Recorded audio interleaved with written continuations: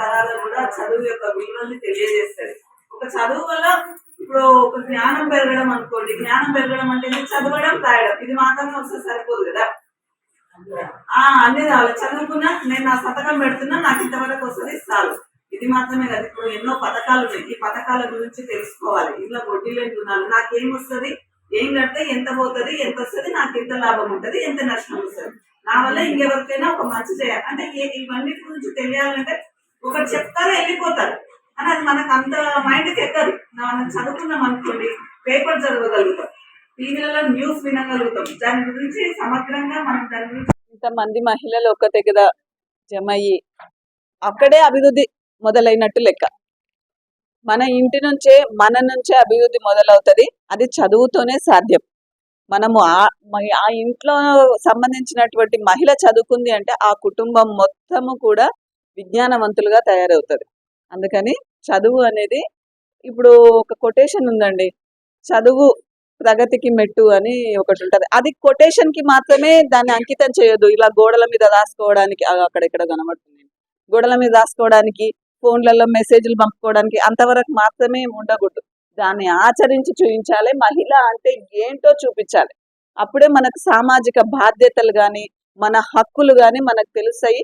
ప్రభుత్వ పథకాలు ఉంటాయి, అవి ఎలా తెలవాలి, మనకు చదువు ద్వారానే తెలవాలి. ఎవరో వచ్చి చెప్తారు, ఎవరో వచ్చి నాకు చెప్పాలి, అది కుదరదు. అది ఎవరో వచ్చి ఎందుకు చెప్తారు, చెప్పరు. ఇప్పుడు మనం పోయి ఒకటి చెప్తామా, మన పని ఉంటేనే చెప్పాము. అందుకని మనం నేర్చుకునే ప్రయత్నం చేయండి. చదువుతోనే అన్ని సాధ్యమవుతాయి. మీరు ఇంతమంది ఒక దగ్గర వచ్చి కూడుకున్నదంటేనే ఇక్కడే అభివృద్ధి స్టార్ట్ అయినట్టు. దీన్ని ఇలాగే కొనసాగించాలని కోరుకుంటున్నాను.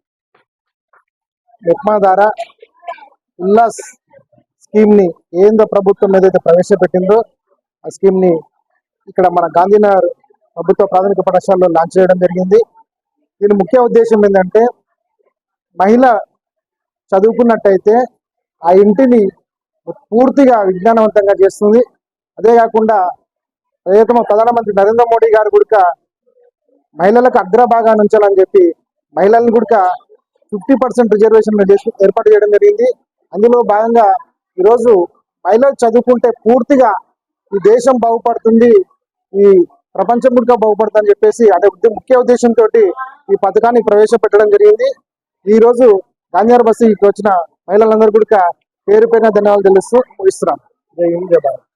కూడా మనం మార్పు తీసుకురాగలుగుతాం. బాల్య వివాహాలన్నింటినీ కట్ చేయొచ్చు.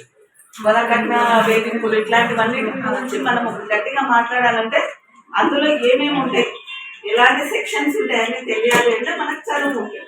చదువు వచ్చింది అనుకోండి, గట్టిగా మాట్లాడగలుగుతాం, గట్టిగా వాటి గురించి నిలదీసి అడగగలుగుతాం. ఇప్పుడు కేంద్ర ప్రభుత్వం కూడా మనకు బేటీ బచావో బేటీ పడావో, ఇది మీకు తెలుసా? ఇది ఉన్నదా? అదొక మంచి పథకం అండి. బేటీ బచావో బేటీ పడావో అంటే ఆడపిల్లల్ని కాపాడండి, చదువుకోనివ్వండి అనేది ఒక మంచి పథకం.